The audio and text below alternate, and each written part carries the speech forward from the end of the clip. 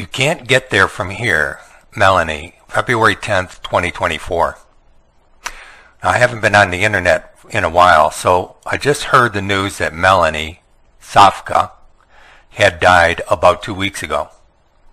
My sister had bought her record back in 1970, and I used to play it over and over again when I was 13. And I love the song Lay Down, Candles in the Rain. Melanie had a wonderful voice. She should have been more. She should have had more hits, but there was only these 3 hits on this one album. You know, Lay Down, Look What They Done to My Song, and I Got a Brand New Key. She's been making records ever since, but I haven't heard any of it until I started watching it on YouTube, and I'll leave a link below to her official YouTube channel. I heard her in an interview where she talked about a song titled You Can't Get There From Here. It was a story on how she got lost, and this farmer said, begin quote, "You can't get there from here," end quote. And she wondered what the hell that meant. She thought it had some kind of philosophical meaning, and I knew right away what it meant to me. You can't get to heaven when you're in hell. You can't get to heaven from hell. So everyone in hell, they can't get into heaven. It's like I want to go to Israel and Cuba, but I can't get there from the United States, because the United States is hell. You have to go to Canada to get to Cuba. The United States will not allow flights into Cuba. So you gotta go to Canada to get to Cuba.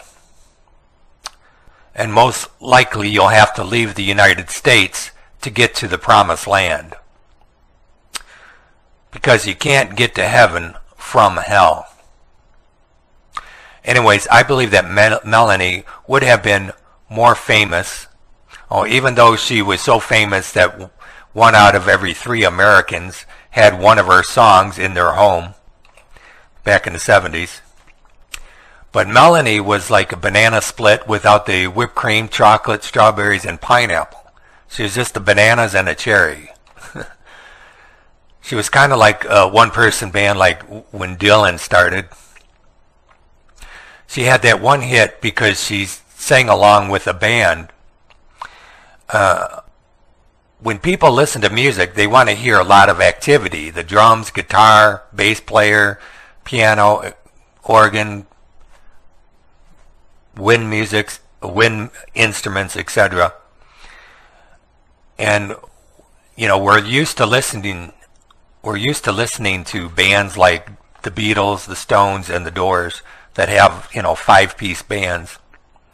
Now, if Melanie would have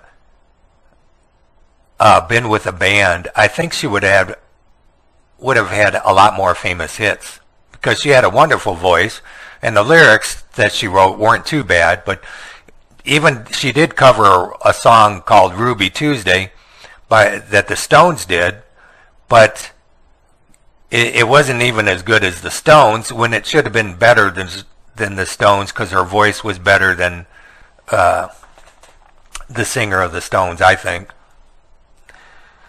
Now, in fact, even though she has passed, I think her family may be able to remix her music with the drummer, with a drummer and some guitar player, bass player, piano, organs, and other instruments, and they could probably make her songs famous. She did have that one song, Look What They Done to My Song, and she didn't like what the music industry was doing to her music. But the music industry was doing that to her music to make it more popular with more people. Now she had a small audience when she just, had 1 or 2 people in her band. But I think she should have been a lot more popular if she would have listened to the music industry. She would have been more famous than the Beatles or the Stones, I think. But it's not too late to remix her voice and lyrics with other band instruments, and I'd like to hear that if someone would remix her music. And I was thinking about doing that with her song Ruby Tuesday, just taking her voice and then overlaying her voice, to a karaoke song of Ruby Tuesday by the Stones, so you have her voice and the background instruments of the Rolling Stones, and I think that'd be a more famous song than Rolling Stones' original Ruby Tuesday. I don't know. But,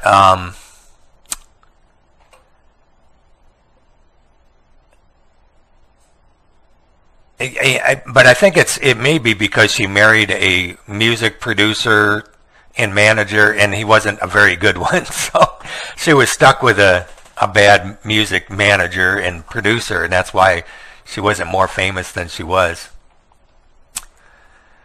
Now, most of her music is still on YouTube. I'm going to leave a link below so you can go listen to it if you like. I just see Melanie singing while playing a guitar and maybe having her son play the flute on YouTube. She needs a whole band to appeal to the masses. Some of her songs, she didn't have background music, but I think, it was because she married a manager that wasn't very good. Anyways, rest in peace, Melanie.